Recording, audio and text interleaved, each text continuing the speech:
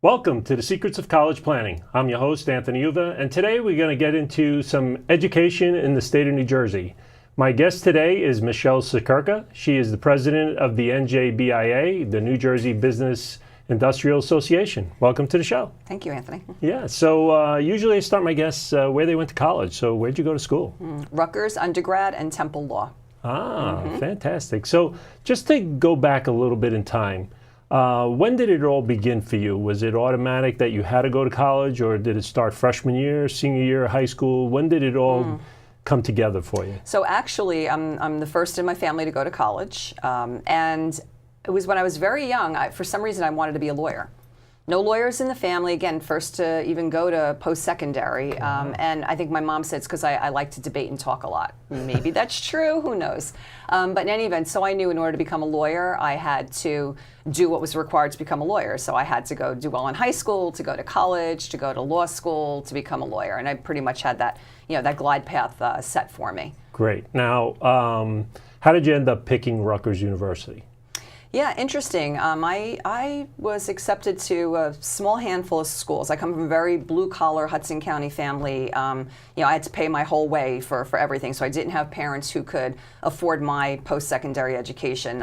And so I had to be really careful about dollars and cents, and that's even when I applied. I had to be really cautious on how many schools I could afford to apply to and things like that. In the end, it was the dollar sign. Rutgers then, I graduated in '86 from Rutgers, and so tuition back then was very affordable and most affordable at a state institution. Yeah, great. So now you go from Rutgers to Temple University to get your law degree. Yes. How does one go from getting your law degree at Temple to where you are today? Yeah, so interesting path, because as I said, since I was young, I wanted to be a lawyer. Actually, I always wanted to be a judge. And I'm a very goal-oriented, prescriptive person, in that I always feel like I have to look 5 years ahead and say, okay, where am I going to be? And it's kind of like, I call it my crystal ball. And so usually my crystal ball is like pretty clear. And for a long time, it was pretty clear. I was going to, take those steps and eventually, become a judge. But you know what? Life presents some interesting opportunities along the path of life. And something I say to people all the time, especially to young people, is don't get too caught up in what you think is your myopic, focus for your future, because you could leave really, really great opportunities aside. I was very fortunate. I had some really great opportunities presented to me while I was a young attorney, and it caused me to actually leave the legal pathway and venture out into some detours, I would say, off the road of traditional legal practice. Okay, so graduating from law school, where did you go first? Yeah, so I did a clerkship my first year. So really, at first, I wasn't interested in doing that because I thought it was going to be like another year of school. I was already to get out there and practice. But wow, what an invaluable experience. And the people who told me to do that were spot on. Because when you do a clerkship, number one, you get to meet the judges. You get to meet all the people in the courthouse, and you meet all the lawyers. And so if you want to do litigation, which is what I wanted to do, I knew what was going on behind the scenes in the courthouse. And so that made it easy then when I recruited to my first law firm to kind of come back to the courthouse because I knew the people. Oh, I see. And then from there, where did you go? So I practiced with a small law firm in Trenton. It was Backus, Waldron, and Hill, which today is still called Backus and Hill. I was there for about 5.5 years, and then I did a lateral move to another firm in Hamilton. I was in private practice for about 12.5 years when those first new opportunities started presenting themselves to me. And how did you get to the NJBIA? Yeah. So what happened was I truly believe in the value of relationships. And as a young lawyer, I spent a lot of time out in my community cultivating just real relationships. Not everybody needs a lawyer every day. So I got involved with different nonprofit organizations, as well as like my local Rotary Club and the Chamber of Commerce. And it was in the Chamber of Commerce that I actually made a lot of business connections that really took me on to leaving private practice and first venturing out to what was my first corporate position, which ultimately led to me running a regional Chamber of Commerce, which then led me to being a part of Governor Christie's team. I was the Deputy Commissioner at the New Jersey Department of Environmental Protection, which then ultimately brought me to NJBIA now 5 years ago. Wow, fantastic. Yeah. So now let's get into the NJBIA. Yes. What is it about and how does it work? Sure. So New Jersey Business and Industry Association, we represent over 1 million jobs in the state of New Jersey. So on any given day, that fluctuates from 16 to 18,000 companies across the state of New Jersey. Every size company, from the corner pizzeria and dry cleaner to the largest call center in the state of New Jersey to the biggest utility in the state of New Jersey, and every type of company in between. We are about 108 years old, and we grew up as an advocacy organization. Basically, if you go back to an industrializing Trenton 108 years ago, right where we had our roots, we represented manufacturers.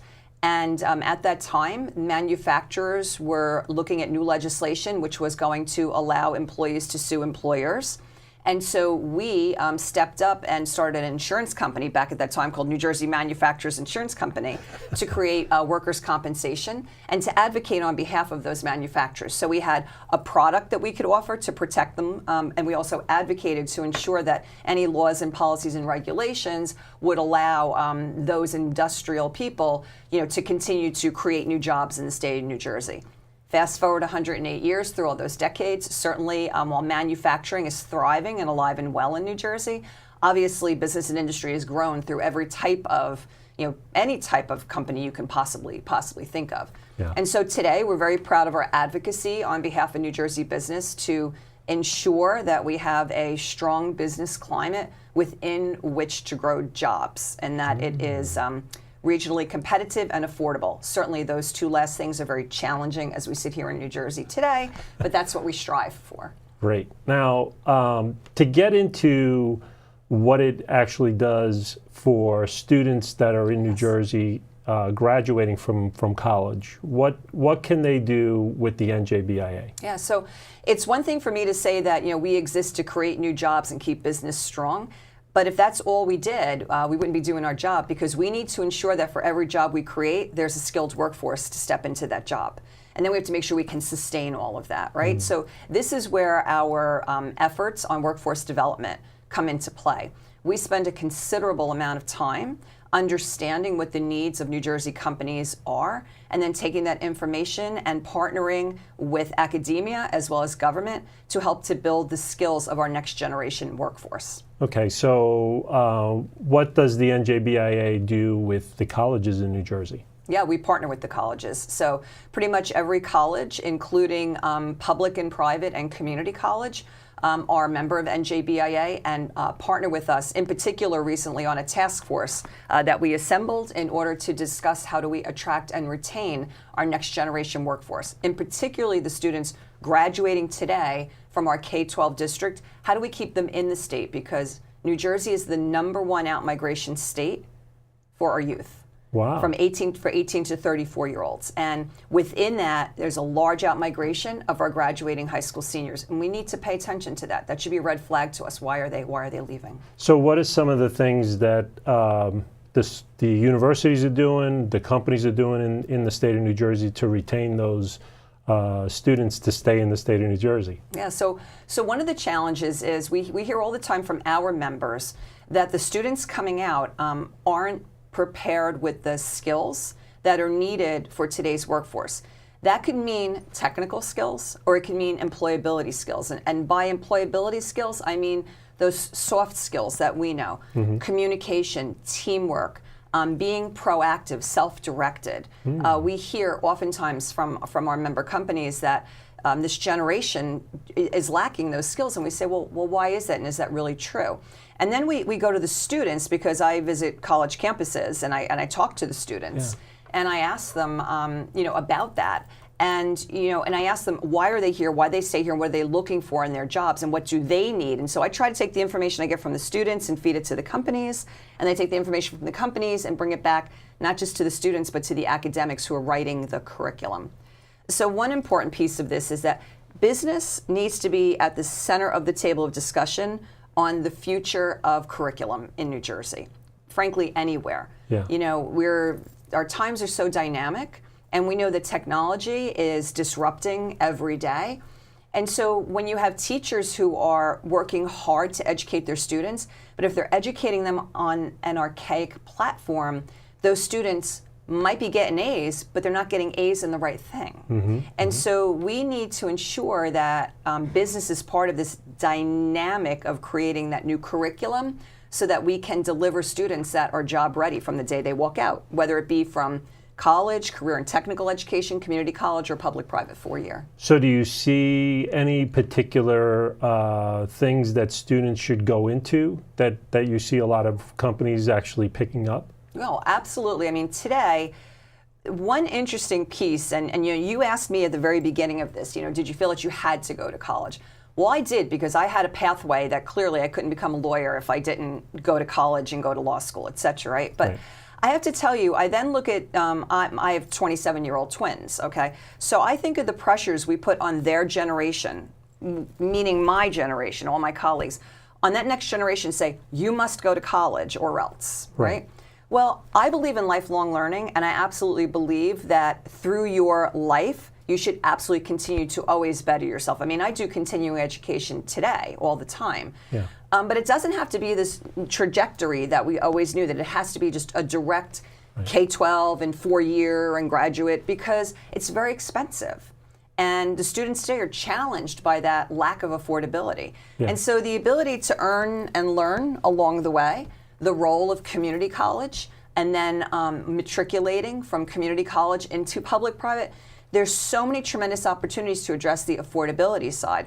But the other piece of this is we have a gap in skilled workers in the state of New Jersey. Tens of thousands of vacant jobs today, as we sit here today, in those middle-level income jobs that deliver the middle, the middle class for the state of New Jersey. Would you consider those the trade jobs, like plumbing, electricians, things of that sort? Most of them, yes. And then in addition to that is even more technical jobs. I mean, many of the technical jobs today, as well as the trades, you need a certificate that says, I know how to work that widget, build that widget, fix that widget. And that's an entry point for people to get that certificate, which at the same time they're getting credit, and then they can work and educate and learn along the way as well. So there's different pathways today, more so. So do you see more computer stuff going on? Is it coding? Absolutely. Is it what type of things do you see students getting into in college? Is that some of the stuff? Yes, coding is huge. And our focus on STEM today, and I always like to say STEAM, don't let the arts fall out, because arts is very, very important. Because who's going to take care of all the STEM people if we don't have people in the arts to help take care of them, right? But for all the STEM that we see, a big part of that is coding, cybersecurity. There is a push down for particularly young girls in coding. You see a lot of initiatives that it's still the traditional when it comes to those technical skills and engineering skills, that there's still an imbalance between men and women coming up in those vocations. And so there's a lot more attention put on that at a lower age now. So now the type of students going into college, the biggest thing at college is the cost. Yes. What do you see with the colleges in the state of New Jersey? Private schools, it's very difficult to keep the costs down at the private schools. Do you see anything going on at the public schools, or is the cost just going to keep on going higher and higher and higher? No, there's an absolute awareness about the attractability and affordability in the state of New Jersey. On the affordability side, you see more and more schools partnering with community college for that matriculation. Do your first 2 years of community college and then matriculate for your last 2 years. You see community college and four-year together also creating expanded programming that take you through a master's. You see colleges now giving credit for life experience, which is significant. You see a difference in transferability of credits. You know, not everybody's going to be as fortunate as me. I spent my 4 years at Rutgers. A lot of students move between schools now. Sure. Well, how many times are you going to take Psych 101? I mean, it's, you know, it's the same, and yet you go from one school to the other. Even students coming from out of state back into New Jersey, really, it's a 101 class. How, you know, I use psych as an example, but algebra 101. How different can those be that you're going to make it difficult, and now a student has to retake that? And one more piece that's really important on the affordability is remedial education. We graduate too many students from 12th grade who need remedial education. Wow. Too many. I mean, you'd stagger at the statistics, not just in our community colleges, but in our public-private four-year. So many of our higher ed institutions now are doing summer programs on their dime, where they're bringing the students in so the student is ready for the classroom. Because when you have to take a remedial class, you're paying for the class and you're not getting the credit. Yeah. I'm a great example. I was always bad in math. My first year at Rutgers, I had to take, you know, I called it algebra for idiots, but you know, it was an e-credit class. So I had to spend my tuition and my grant money, you know, I mean, my tag or my loan, whatever, my Pell Grant, I had to spend that without getting credit because I didn't pass the placement test. You see that so much now with the students graduating, and yet, Anthony, we're like number 1, 2, or 3 on any given day on our level of how well our K-12 education delivers from a national perspective. The problem is the United States, on the whole, really lags internationally in terms of our standards. Wow. And how much kids know academically when they graduate K-12. Wow. Yeah. So when they graduate, are they things that students can do in college to get a job right when they come out? Because the biggest things that students talk about is I don't have the experience that they're looking for at the job level, right? It always says you need 1 year, 2 year experience for a particular job, and then the student comes out and says, well, how do I get that experience if I don't have a job? Absolutely, right? absolutely. So what can a student do to get that? As much experiential learning as possible. And what I mean by that is internships, apprenticeships, and there's a big movement on that here in the state of New Jersey right now. The Department of Labor has an apprenticeship program that they are rolling out. They have grant money behind it for employers because companies need to pay for internships. There's something, you know, back in the day it was like, oh, go get the experience. Well, you know what, kids today, they need to be paid, because if you're going to take your summer to do an internship, and if you have to pay for your own education, how are you going to do that, right? Yeah. So there's grants for companies to provide apprenticeships and internships. Students should do their best and the good thing about this too is they get an example of this is really what I want to do. So we are trying to build in partnership with our business partners and our academic partners kind of a one-stop database, which would do some matchmaking on apprenticeship and internship. And it doesn't start in college. I would suggest that students today in high school already start looking for internships and experiential learning. Wow. And K-12 is looking at bringing companies in order to provide that. Now, do students go to the NJBIA website to look for these type of jobs, or so we do haven't they go built through it the yet. schools? Yeah, we haven't built it yet at BIA, but we're working with our partners. This is something we're hoping in the next year to be rolling out. So in fact, BIA is working with the President's Council, which is the roundtable for the college presidents, on a branding campaign for the fall, which is all around, again, attracting students to stay in the state of New Jersey. Why do you want to go to higher ed in New Jersey? When I talk to students and I ask, what are you looking for in your post-secondary? They tell me, I want diversity. Okay, like most diverse state in the nation.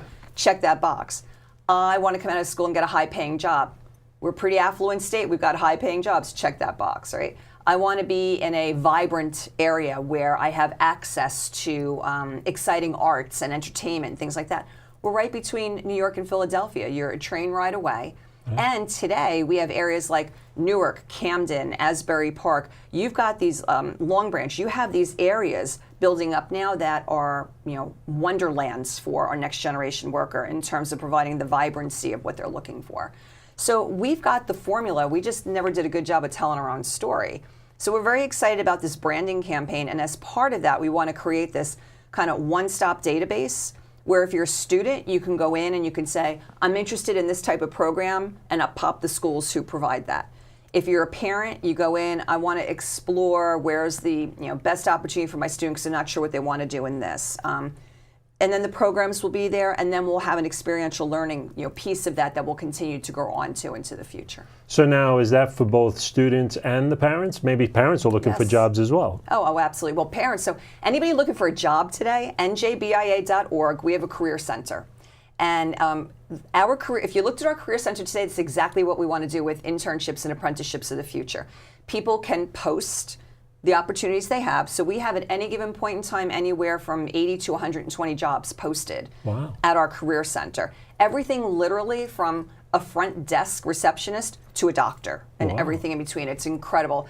Engineers, technical jobs.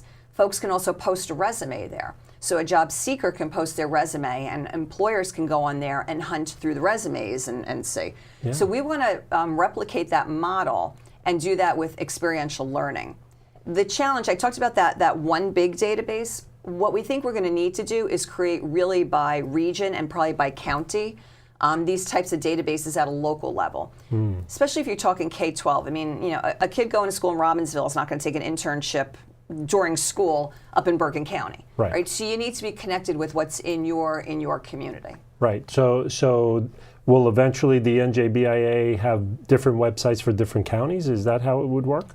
In partnership with someone. Exactly. Be it the community. We're thinking today, probably be housed by the community college, but that partnership at the regional level includes, school boards at the local level. It includes the schools themselves at the local. It includes career and technical education as well. The traditional vocational school. They're there. There's a superintendent's roundtable. There is from the League of Municipalities. There's local leagues where you can get the economic development advisory groups engaged in the community college. So as well as the businesses and the students themselves. And when you bring all that around a table, you get something like our post-secondary report, and you get recommendations like I've been talking about and ideas on how we can actually implement these things, not just talk about them. Gotcha. So now the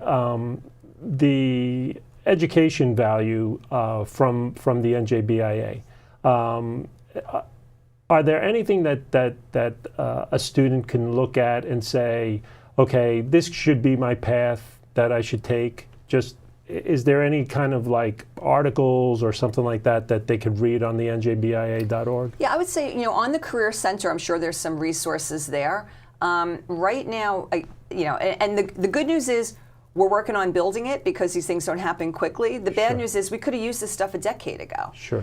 But I had someone, a media person, reach out last week, and they're studying, public-private partnerships around workforce development. And they said, Michele, I talk to businesses and they seem like either they're clueless or they say, schools don't want to work with me. And I said, you know what? That has been the case. Yeah. Today, you can't talk to a school or a business. Everybody, it's on everyone's radar, and there's all these great partnerships and things going on out there. Because we sit in the middle of it, we can help knit it together and facilitate it. And that's what we're in the process of doing right now. Yeah. So now the path that you've been talking about has been community colleges working with the four-year colleges, going to the community colleges, lowering the cost by going to the community colleges, and then going to a four-year college. But then you have those students out there that their focus is, I want to go to the four-year college. Absolutely. Is there really any big difference, or both students are actually equal in what they're doing? 100%. We've approached education as a one-size-fits-all for way too long. And we need to recognize that it's all about career pathways.